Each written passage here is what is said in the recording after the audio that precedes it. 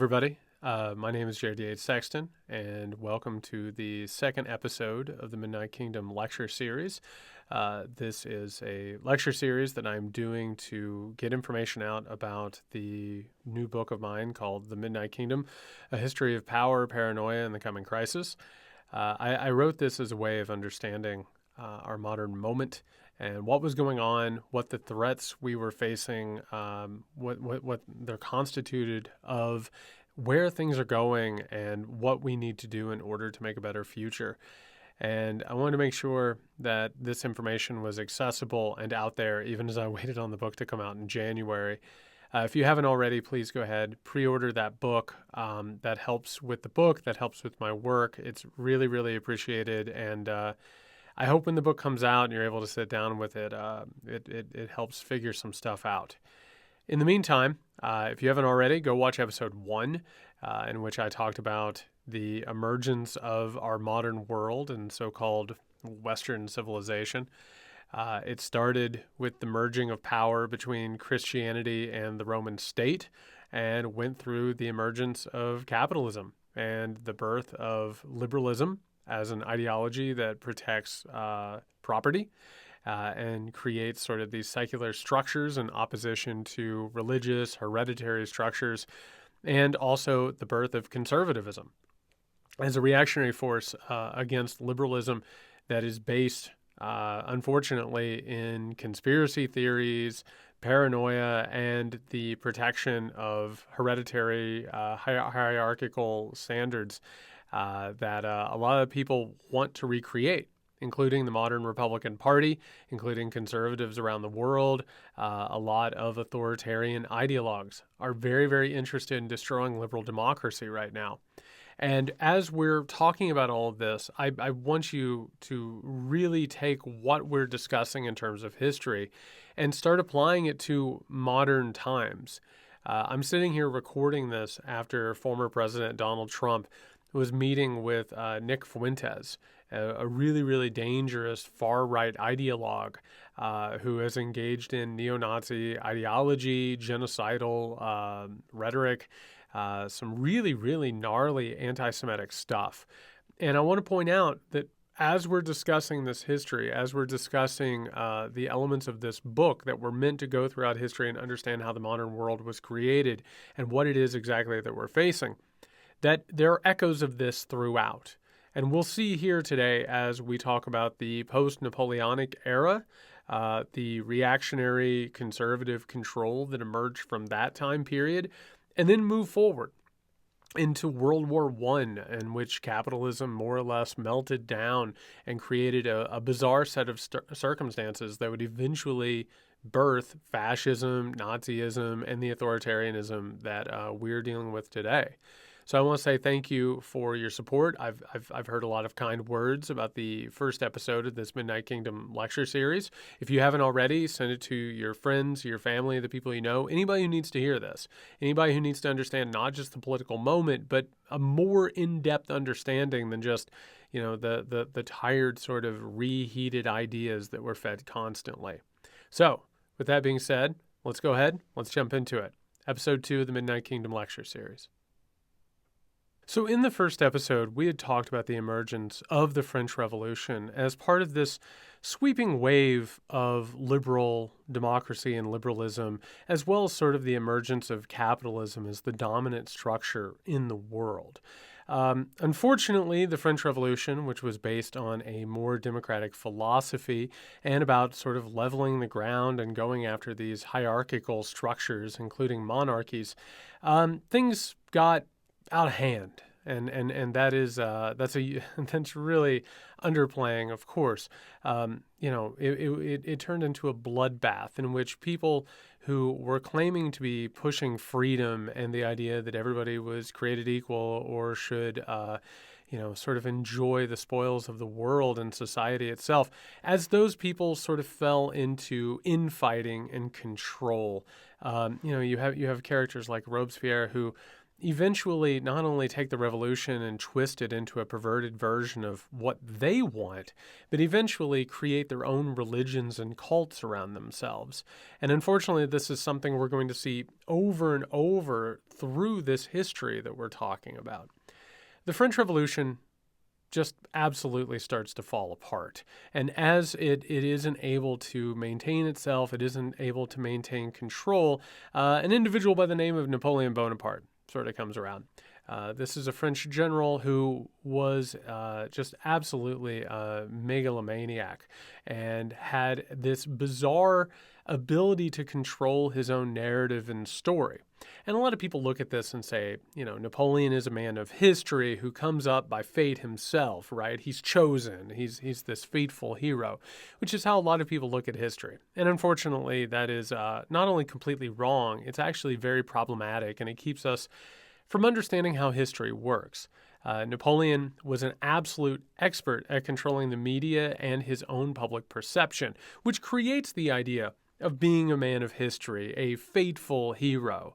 And as a result, he is able to coalesce around himself the forces necessary to carry out a takeover of French society. Napoleon comes along in the middle of a crisis because of the French Revolution and says, "Your revolution is over. I'm taking over." And he does. And while he does that, he becomes an instrument in many ways of liberalization, including the way that laws are handed out and the way that laws are designed and the way that liberal society functions. And in this way, Napoleon, who is not, of course, born of some sort of noble blood, he doesn't come from one of these families that has absolutely controlled world affairs and economics and political power. Napoleon asserts the idea that a person can rise up out of nowhere and take control of power for themselves. And in this way, Napoleon starts pushing against these monarchical structures. And one of the things that we see, and this began with the revolution, where all of these empires and kingdoms started pushing against the idea, of course, of regicide or killing a king or overthrowing a king. They start pushing back against Napoleon because as he's conquering all of this land, he's making all of these old structures and old powers feel completely vulnerable, right? They start spreading these rumors that Napoleon is the Antichrist. And one thing to remember in all of this is how religion as an ideology is a story and a narrative that gives us meaning, that goes ahead and says, okay, we don't have to understand exactly what's going on, but we can understand that religion is on our side, and as a result, we can do whatever we want. By casting Napoleon as an Antichrist, the war against him becomes a crusade. And as it becomes a crusade, all of these old structures and empires, they start forming together this alliance, right? Almost a holy alliance against this Antichrist. And as they do so, these rumors start beginning, and this is going to set the stage for much of the rest of our lecture series. The idea is that Napoleon is going to find willing accomplices within the nation state. And tell me if that sounds familiar from the first episode and first lecture. Because remember, the idea is that the conservative reactionary conspiracy theory is based on the idea that there is a nation state and it is favored by God. It's being attacked by people on the outside, right? Foreign powers, foreign people, foreign structures are manipulating things on the inside. On the inside, liberal traitors who are absolutely scheming against the country itself. And then there are going to be populations who don't know any better, who are being manipulated, often people of color and vulnerable communities. The idea becomes that Napoleon is going to use people within these nation states who want to be free or want reform or are Jewish. That's also a large part of this, right? Which is this anti-Semitic conspiracy theory that we're still dealing with. It's the idea that Napoleon is going to deal with these fifth columns, right? These deep states, if you will. And as a result, they start cracking down on these people and they start spreading these anti-Semitic conspiracy theories. And this is all sort of folded up into this Antichrist idea that comes to define the way that they view Napoleon and the way they view him as a damaging figure. So as Napoleon is being attacked and as Napoleon is being defeated, the idea is that this is, again, a crusade. It's something that God wants. And because God wants it, anything is absolutely legitimized, right? Because you have to defend God's word. And going back to the first lecture, the idea of positive persecution or rightful persecution. If you have God on your side, you can do anything. If you don't have God on your side, then you deserve to be persecuted. And so this sets the stage for a reactionary, conservative movement that is going to try and control the world in its own sort of a global structure that looks a lot like what we have now. But as it tries to control the world, it's actually going to set the stage for a larger crisis that is going to erupt later, which brings us to a little guy called Clemens von Metternich. So Clemens von Metternich is this Austrian diplomat, political heavyweight. And Metternich wants to restore order to the world. There is this feeling in the post-Napoleon years that this great, great evil has been destroyed. And going back to the idea that Edmund Burke had been spreading, the idea that revolution and liberal ideas are a contagion, a disease that can be spread, there was a feeling that maybe the fever had broke and maybe these ideas had finally been put on the back burner or on the defensive. But that didn't mean that they were going to go away.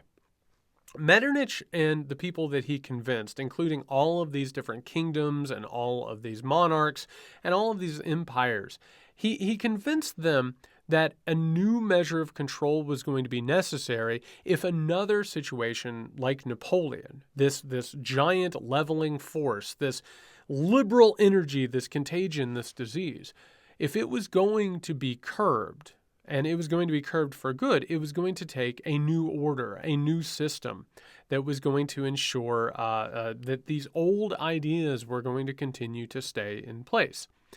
So Metternich more or less talks his way and negotiates and politics his way into this very large, very almost omnipresent control over society. And what you start seeing in all of these places where there are fears of revolution, there are fears of democratic movements. All of a sudden, Metternich starts making sure to control literally everything, which is what a reactionary conservative movement wants to do. It's a lot of what we're dealing with now. The idea is that people can't control themselves, right? The Edmund Burke idea, which is that the wills of men should be thwarted. Right? They need natural leaders. They need the elite to decide for them what happens. And as a result, this idea, again, of Plato's cave emerges. And a reminder that Plato's cave is the idea that, most people are going to be, sort of kept away from reality because they can't handle it, right? The very nature of reality and power would destroy them. And so they need they need to be kept at bay with shadows on the wall and never really understand the way the world works.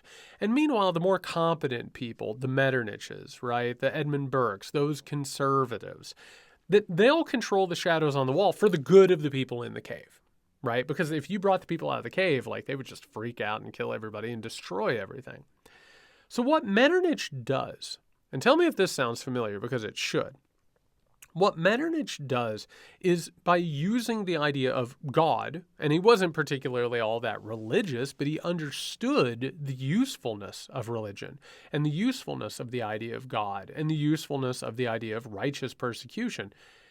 He uses this idea to institute this oppressive order, right? And he sort of starts in places like the educational system. He goes into universities, he goes into schools, he goes into any place in which information is being dispersed. And a reminder that education is a result of the liberalization of the world. The Catholic Church had control over almost all information, and then eventually over time you start seeing these elites and these nobles start to gain access to the information and understanding that the church had lied to them. So that old feudal, church-infused, church-controlled environment falls by the wayside, and you start having a liberal elite, small L, by the way, or big L, depending upon, how you look at it, that they need to control these avenues of information. Metternich goes ahead and just tells every teacher, hey, you're going to teach what I want you to teach. And what you're going to teach is something that's going to install discipline. You're going to teach something that's going to make people not rise up against us. It's going to reinforce our power. By the same token, Metternich then goes out and takes over media. He ensures that papers are censored. He makes sure that journalists and writers are absolutely too terrified to print anything that criticizes power, or else there are consequences, or else they're not going to get published. There's this idea that for years and years and years, absolutely nothing of real importance should ever be published or sent out into the world. The powerful had already seen with people like Martin Luther, which we talked about, that the printed word and information getting out caused that contagion, right? That revolutionary spirit that could possibly overthrow everything. So he takes over all of that stuff. And then on top of it, if your country or your region had elections of any type, oh my God, they weren't going to be real elections. Can you imagine letting the people vote and decide things for themselves? My God, they have to be controlled, right? So what happens is, it's all of this stuff, and you'll notice throughout these conversations, you'll notice that when conservative, white, powerful men are saying, oh, the Jews are out there, they're controlling the media, they're controlling education, they're controlling culture, they're controlling elections. It's projection. Every time it is the control that they seek or the control that they have, and they're blaming it on another vulnerable group to go ahead and legitimize what they're doing. Rightful and wrongful persecution. It's over and over again. And then on top of it, Metternich makes sure that they're going to have intelligence structures. They're going to have law enforcement. They're going to have people on the ground to carry out their wills. And so what happens in all of this, Metternich creates this order. And it's him and his compatriots, the people that he surrounds himself with, the kingdoms and the monarchs and this hierarchical structures that he's absolutely serving. They start believing that they have created something permanent, something that will outlast Metternich and will outlast them. It will last into perpetuity, an end of history, if you will. The idea is that this Congress of Europe or this concert of Europe is going to be permanent, right? We're going to freeze everything. We're going to make it stay in place. It's a global order that is intended to keep the powerful up top and the people below them at their station. So they will never, ever push against them and they will never cause them a problem. Here's the thing. This does not work. We see it over and over again, and we're seeing it now with neoliberalism and so-called globalism. What we're seeing again is another structure that was intended by the powerful to basically freeze things where they're at. The powerful at the top, the lesser at the bottom. It was going to pause that for the rest of history. It was going to maintain order. Well, guess what? I'll go ahead and give you a spoiler. This lecture is going to end with World War I, in which that concert, in which that order completely blows up. And it shows us, it gives us a view of what we're looking at now, where neoliberalism and globalism are starting to fall apart. And it gives us an idea, but this is how it starts. It starts with that control. It starts with cultural control, educational control, media control, you name it. So what Metternich does in order to try and tamp down what he saw as the disease or the contagion, that revolutionary fervor, what he starts and what he puts into motion, that right there is going to set the stage for an absolute disaster of historical proportions. So speaking of Martin Luther, around this time, we start seeing some really strange things start to happen with the growing idea of Protestantism. And a reminder that the schism between Catholicism and Protestantism, it does all kinds of weird things, right? Protestantism happens at a time where all of a sudden you start having these nation states, the idea of nationalism, the idea that they should be able to break away from the church and its sort of international control. It starts reshuffling things, right? All of a sudden we have the nation state up at the top and we have the church underneath the nation state. It's useful, but it's not what, calls the shots. Capitalism creates this really interesting new sort of a push. And Protestantism has this idea, of course, there's all kinds of things mixed into this. There's Lutheranism, there's Calvinism. A lot of it has to do with what your relationship with God is and how you understand your relationship with God. Some people believe there's an elect. Some people believe that there is a chosen few. All of a sudden, there's this on-earth quality to life, which is that you have some control, or, in some cases, no control whatsoever, over what your life is going to be and what your fate is going to be.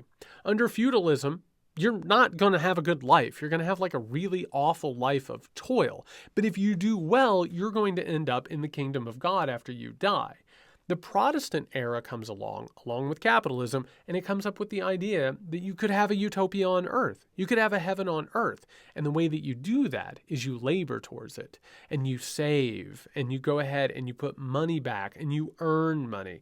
And in a way, it becomes this really twisted idea that God is going to show his favor based on fortunes. You start hearing all these preachers and all of these ideologues and capitalists start saying, hey, you know what?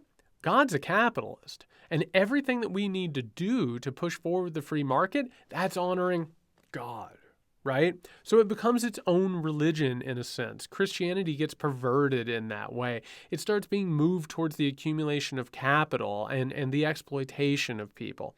Anything and everything is being pushed in that direction. The natural world is being destroyed. We're watching the environments be polluted and absolutely ravaged. We're watching resources be exploited, and we're watching all these people start using the idea of God gave the earth to man, right? This Genesis idea. And it's just this big, long mess of a slog as industrialization starts emerging, right? We start having all these factories. We start having all of these production centers.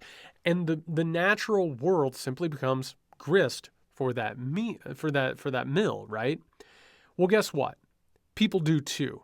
Because the most important thing is progress. The nation states competing with one another. The nation states trying to grow their riches and their wealth and their status. All of a sudden, you start seeing tax dollars and the wealth of the nation start going towards the wealthy. Because you need people to carry out the structures of industrialization. You need people to get oil. You need people to lay railroad track and put wires up and factories up. All of this stuff is specifically the redistribution of wealth from the people to a select few, which is what capitalism wants, by the way, and something that we're going to talk about more and more in this lecture, which is that capitalism wants to concentrate capital.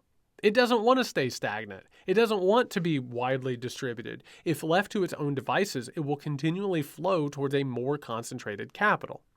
So as this happens, what we start to see is we start seeing these individuals and these corporations, they start accumulating so much capital that, they have everything that they want. They have every luxury that they could ever imagine. They can go anywhere they want. They can live whatever life they want. A lot like the wealthy that we have now.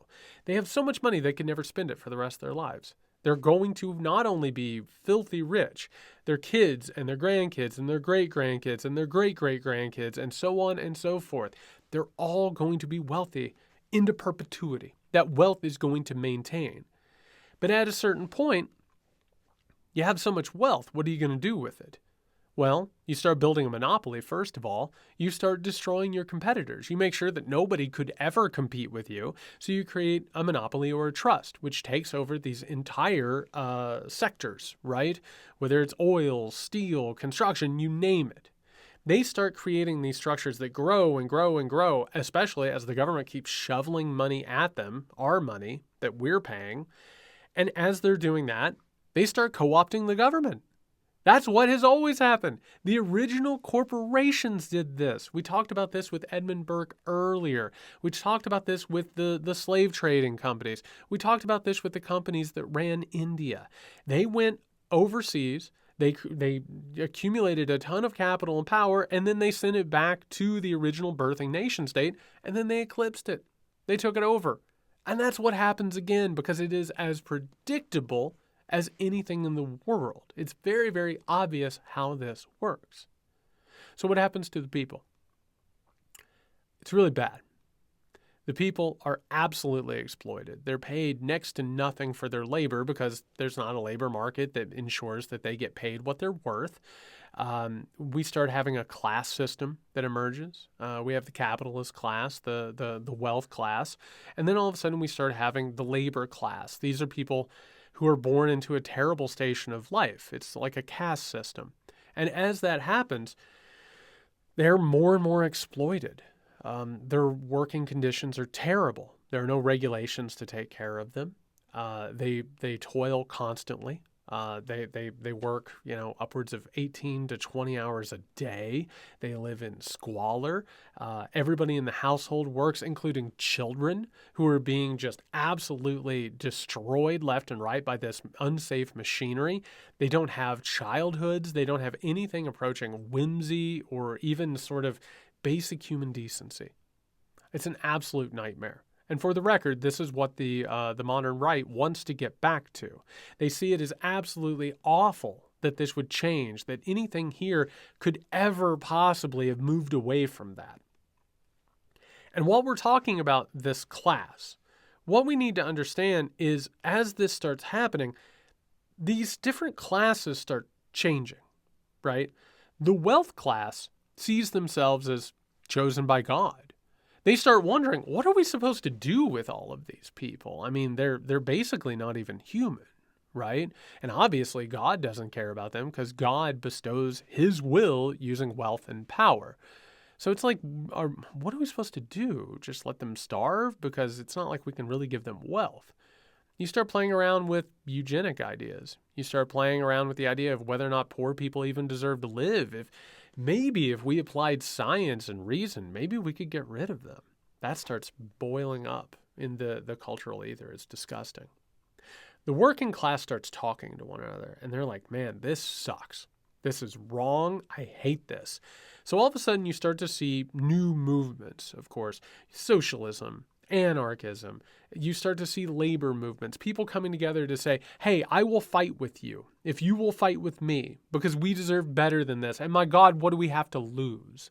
So these people start coming together. They start forming friendships. They start forming alliances. They engage in solidarity. And they start literally waging wars against the capitalist class, which I have to tell you, absolutely scares the living hell out of the wealth class. And there's a thing that happens here. The nation state, because it is even liberalism, liberal democracy, whatever we want to call it at this point, it does have elements of elitism to it, right? Just because it's not conservatism doesn't mean that it doesn't have conservative elements to it. They do believe in rightful elites. They want to believe that, some people can climb up and join them if they work hard enough. But the nation state begins using the wealth of the people against the people. Law enforcement, intelligence agencies, they start being used on behalf of the corporations and on behalf of the oligarchs. And they start punishing these people. They start going after the labor unions. They start going after the working class to install the discipline necessary to continue growing the capitalist economy. And as this is happening, tensions are just growing and growing and growing, and it feels like it's going to explode at any moment. And both of the classes understand this. The wealth class lives in absolute terror of it, in the same way, by the way, that they were terrified of slave revolts and indigenous revolts. They recognize that their power is tenuous. Meanwhile, the working class is growing in solidarity. They're growing in power. They understand that they can change the world. And as this happens, more and more of this class conflict grows, and it becomes very, very obvious that the order that was set out by somebody like a Metternich or the other people who fashioned themselves after Metternich, that order is increasingly tenuous. So let's go back to Metternich's Europe, and let's see how this thing starts to unravel. Well, the problem here is that you can come up with the best order that you can imagine. You can do whatever you want. You can design it however you want.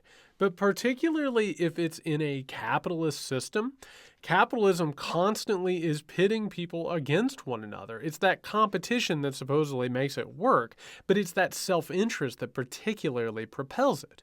The thing that sets this along the path that would eventually lead to its destruction was the arrival of Germany as its own independent state. Germany was a loose confederation of these states and areas, and eventually it comes together under one banner. And here's the thing. We have this whole world order. We have all of these superpowers with Great Britain at the top and a bunch of people underneath them. They not only have power and wealth that is based on their own countries and their own resources, they have built an empire around the world. They have all kinds of other places, all kinds of other peoples that they can exploit and use for labor, right? And they can take those people's resources and use them for themselves and their own luxuries. Those nation states that got there before Germany, well, they've got an advantage. Germany's starting from scratch. So one of the things that Germany wants to do is assert itself on this great global game. They begin in Africa. And the way that they do this is with emerging technologies and with some more focus. They're going to go into Africa and they're going to start going in and creating this empire for themselves. So Germany starts off by saying, hey, everybody, let's get in a room. Let's do this the old-fashioned way. We'll just be all gentlemen about it, right? Meanwhile, don't talk for a second about Africans or how it's going to treat them. Germany takes over and they get their own little part of Africa. But soon they find out that, the indigenous people, they don't care for that because there's absolutely no reason for Germany or anybody else to put their foot on these people. Germany reacts in the only way that they can, which is to carry out a genocide. It's the first genocide of the 20th century. They go in, they kill the people, they shoot them, they starve them, they put them in concentration camps, which they learned how to do based on the British. They go in and they experiment on them the exact same way that superpowers had done with other indigenous people. Basically, Germany starts carrying out the same actions that the other white supremacist nation states did before them. Well, eventually, though, that's not enough because these structures, they say, you can't settle for second best. If you're not up at the top, if you're not the big dog, which at that time was Great Britain, and by the way, right now is the United States of America, if you're not at the top, you have to try and move up the ranks. You have to try and get up to the top. So what does Germany do? Germany starts arming itself. It starts moving its society towards a war footing. We start having all of a sudden these drumbeats of war. We start having cold wars between Germany and England. They start building up their armaments. And when you start building up your armaments and you start pushing your society towards a war footing, war becomes much, much more possible. And all you're doing all this time is you're waiting on something to shift. You're waiting on something to change.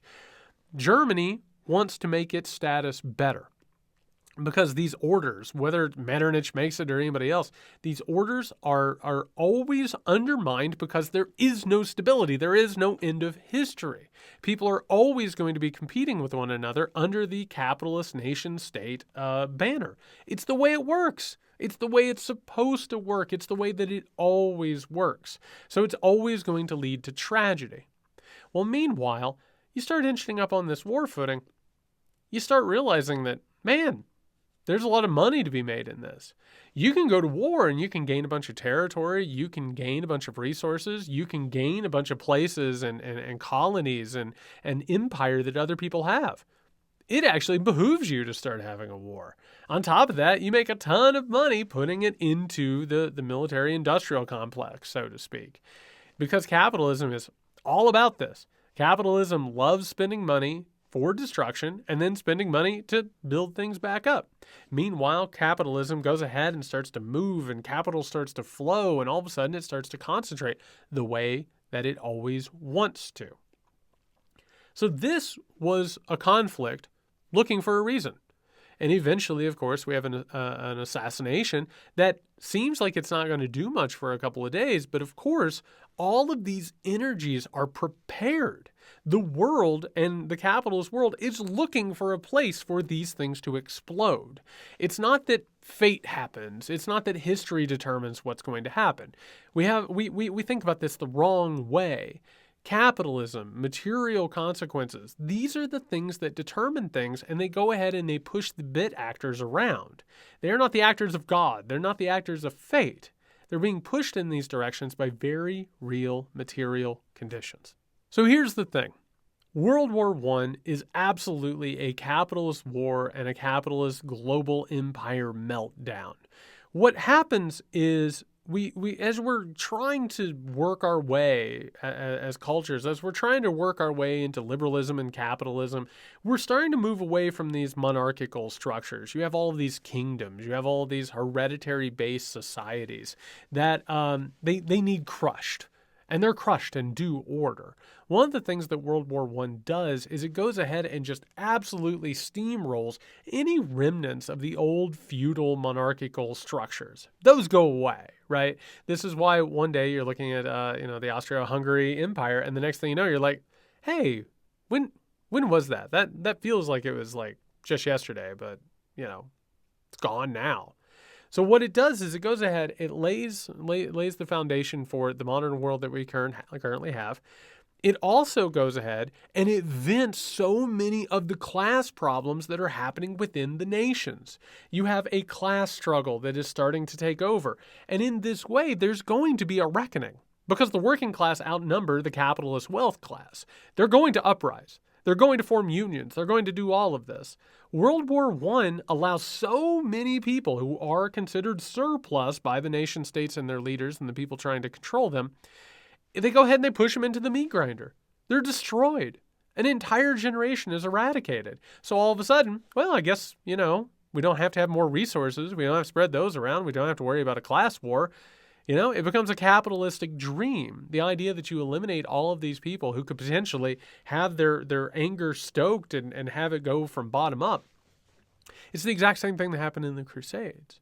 The Crusades was about taking internal tensions and civil war between all of these warring factions, taking them from the internal and saying, hey, your enemy's over there. Go and fight. Find what you need over there. That's what World War I was. As well, it was the reckoning of Germany trying to establish itself on the world stage as one of the defining superpowers. And guess what? Capitalism? Totally fine with this. Because there's tons of money to be made in war. This is why war happens the way that it does. There's so much money to be made. There's so many resources you can grab. It's a gamble and you can make money off of it. And you can go ahead and increase your size and your strength and your influence. But we start seeing something very strange happen as well. And this is going to be a component that we're going to return to. And it's a little esoteric. So I hope this comes across the right way. I hope I can communicate it because this is going to be essential to understanding not only history, but also understanding what's happening now. Capitalism is not just an idea. Capitalism is not just a system that we live within. It's almost like its own organic, inorganic structure, right? It's almost like its own being. It's almost like a tick that lands on things and drains them of blood and then jumps off and goes elsewhere. Capitalism moves from place to place. It will move from one nation state to another. In many ways, we saw it happen with the Dutch to the English. And we actually watched capitalism start to drift over from the Dutch over to the English and find its base within the British Empire. Well, in the 20th century, as this war is raging and as the conditions in Europe are deteriorating, and by the way, an awful war, absolute slaughter, an Armageddon, a brutal, awful suffering in all of this. Just so many unnecessary deaths and so much unnecessary suffering. As that's happening, Europe is being ravaged. So many of the industrial centers, so many of the places where the resources lay, they're not only being wiped off the map, you have entire portions of Europe that become uninhabitable, right? The absolute destruction of World War I, it's almost impossible to overstate how bad this is. Well, guess what? From Great Britain, which is absolutely the center of the capitalist world, it's the beating, living heart. That's where it is. During this struggle, it starts looking across the ocean. It starts making eyes at the United States of America. Looks pretty good, right? Because that's where a lot of finance capital is. And they're over there making money hand over fist on World War I. They're sending money over to Great Britain and the other allies. And as they're doing that, what are they doing? They're making money off of it themselves. One of the reasons the United States of America gets in the war is to protect their investment. So all of a sudden, because America is not only making money off of this and is pushing this new finance capital idea, it starts emerging as a leader. And this begins a little bit with Woodrow Wilson, who comes over and basically is a messiah to the European people, which is based on a lie. It's psychological manipulation. It's salesmanship. That's why we still talk about Woodrow Wilson and his completely nonsensical 14 points that didn't do anything. The United States starts to become something of a world power, but also something of a world leader. Capitalism, in its home in London, starts looking across the pond and says, I think America looks pretty good.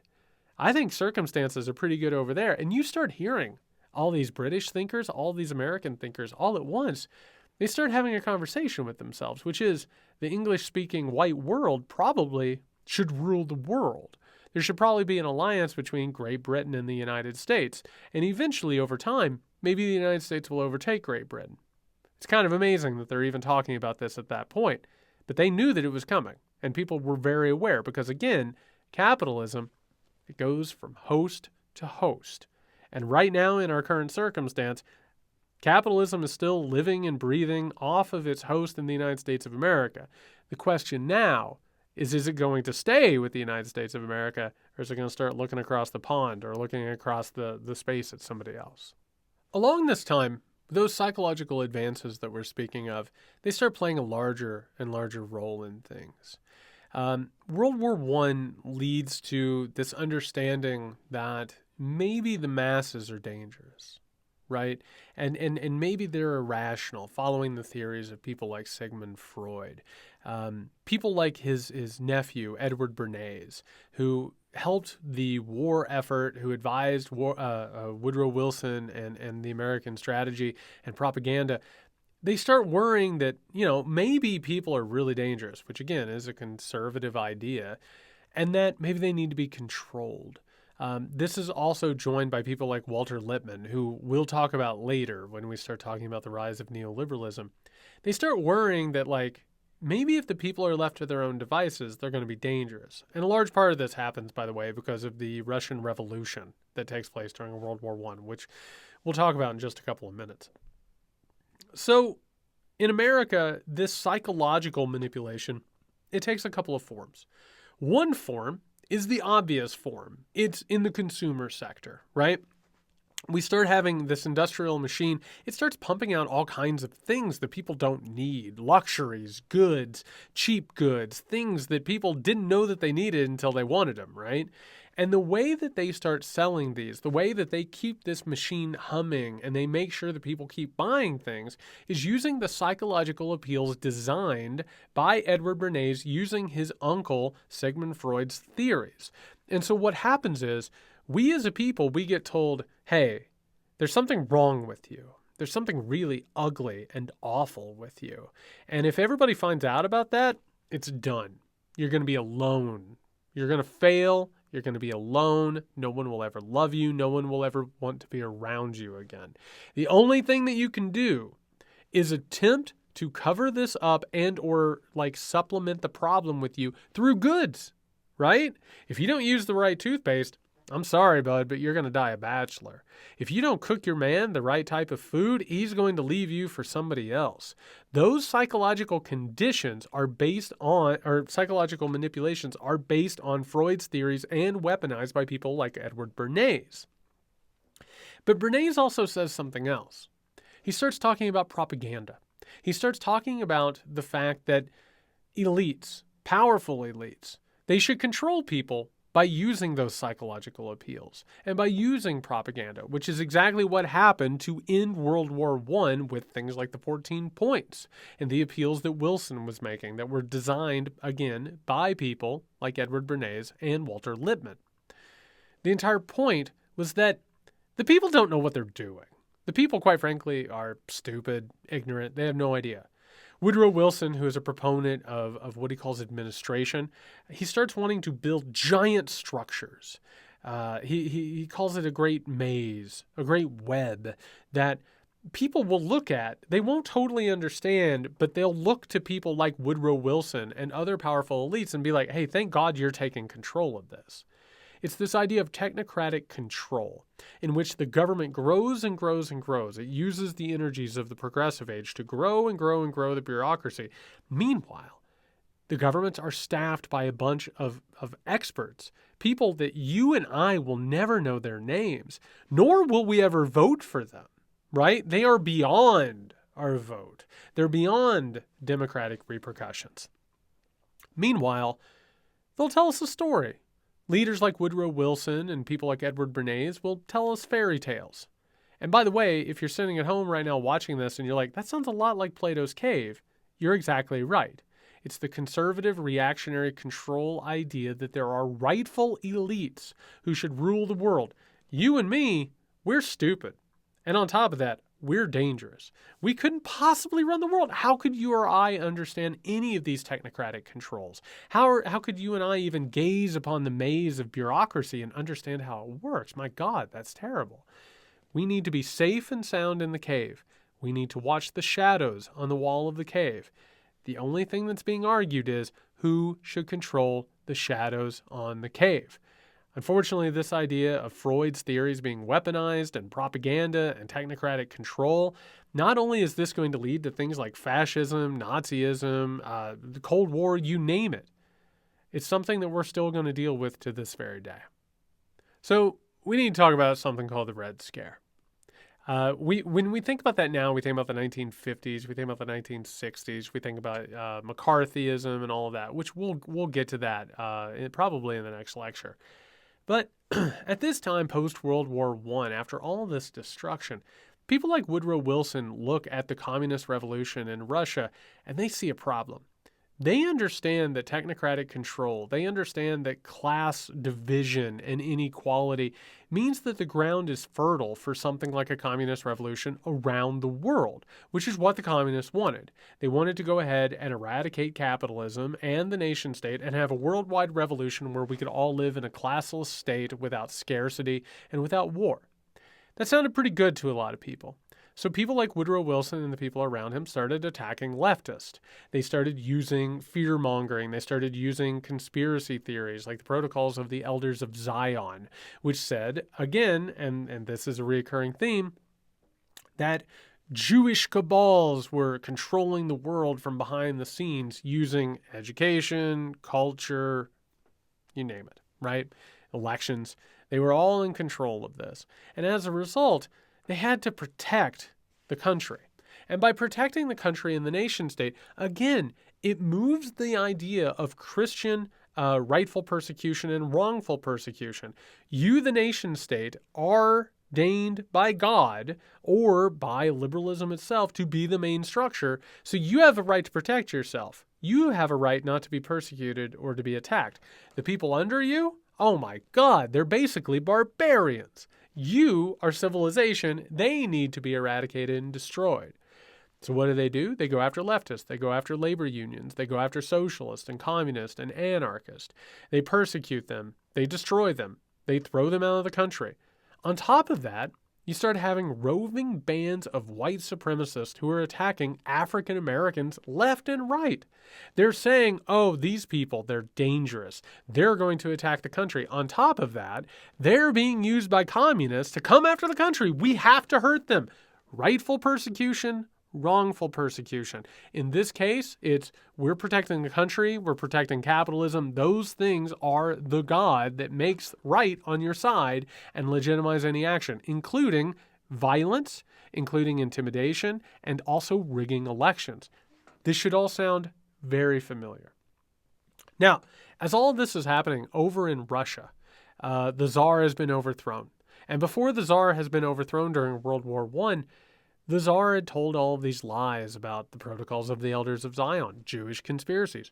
Why? Because when the powerful and the wealthy are in trouble, they turn to these lies in order to legitimize the violence needed to protect themselves, which is exactly what's happening right now in modern times. Eventually, the Soviets and the communists overtake the country. They're led by a person called Lenin. And Lenin is pushing this new idea of Leninism based off Marxism and has this idea, and this is decided on with his compatriot and comrade, Trotsky, the idea that Russia will form as the base for a worldwide revolution. And eventually that worldwide revolution will overthrow capitalism, get rid of scarcity, get rid of war, and we'll all be one people taken care of and living peacefully.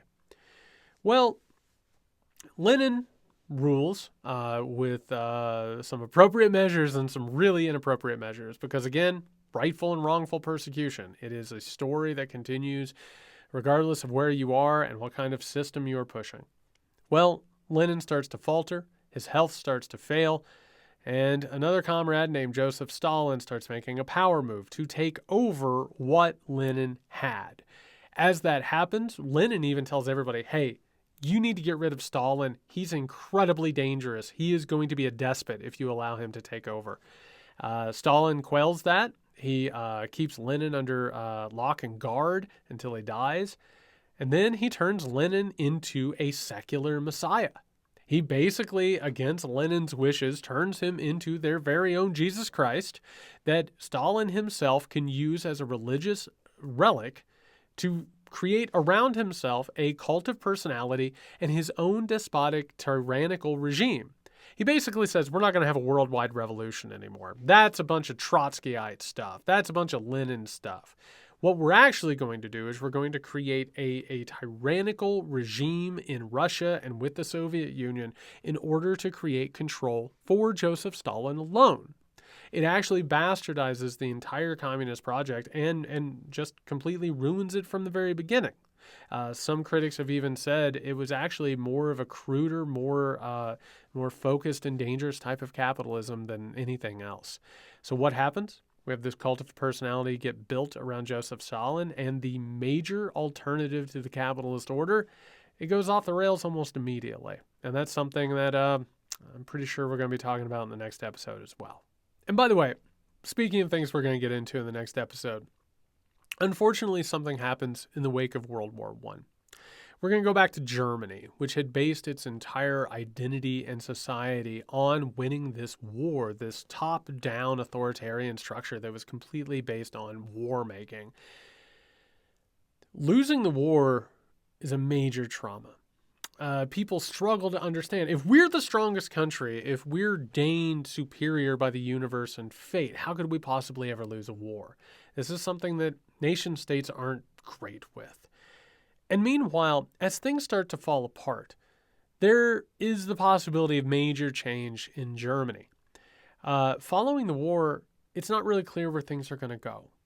There is a possibility of a leftist, socialist, communist revolution. They start fighting for control under a thing called the Spartacist League, which looks like for a while might actually crush capitalism in Germany and possibly start a chain reaction again to set off a worldwide communist revolution.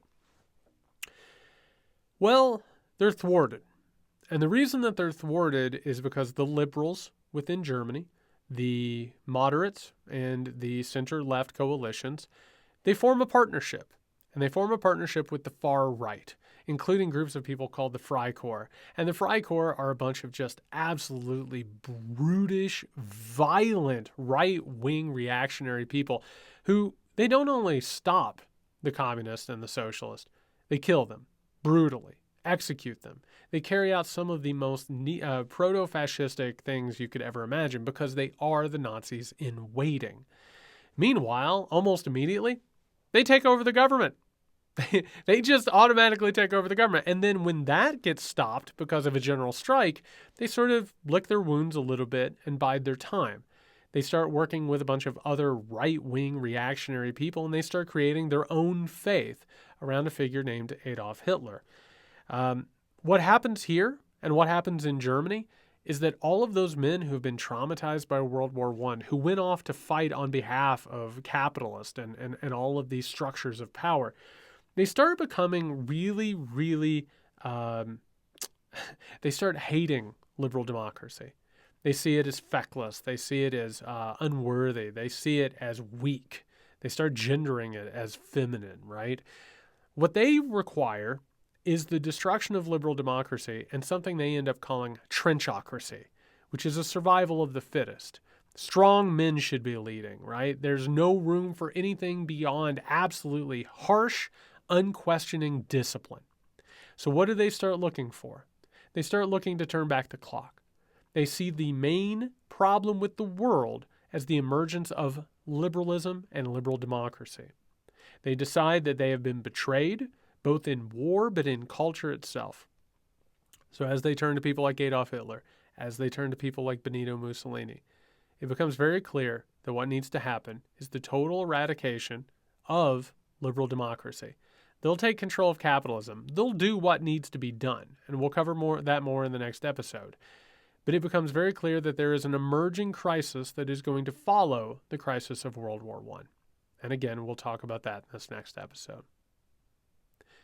I want to thank you for watching this and watching the first episode and eventually the third, fourth, and fifth episodes, but also for the support of this project and of the Midnight Kingdom, A History of Power, Paranoia, and the Coming Crisis. I'm incredibly proud of this book. I needed to write it. It was one of the hardest things I've ever done. I busted my ass doing it. If you haven't already, please go ahead and pre-order it. That helps me, that helps the book, that helps the project. And on top of that, share this with people. Let them know that we're having conversations here that are harder but necessary. This isn't the old stuff. This isn't conventional history. We're talking about what actually happened and also how this modern world was created. As you look around this modern world and you look at rising anti-Semitism, you're looking at anti-democratic ideas, you're looking at wealthy oligarchs and corporations pushing back against democratic restraints, as we're doing all of that, remember what we're talking about. This cycle repeats itself. There are very obvious things happening right now. I have faith that we're going to defeat it. I am more hopeful and optimistic than I have ever been in my entire life. There are signs that things are growing right now that are going to make this a better, realer, more human future. But first of all, we have to understand history, and we have to understand how we've arrived here. Thank you so much, and I'll see you in the next episode.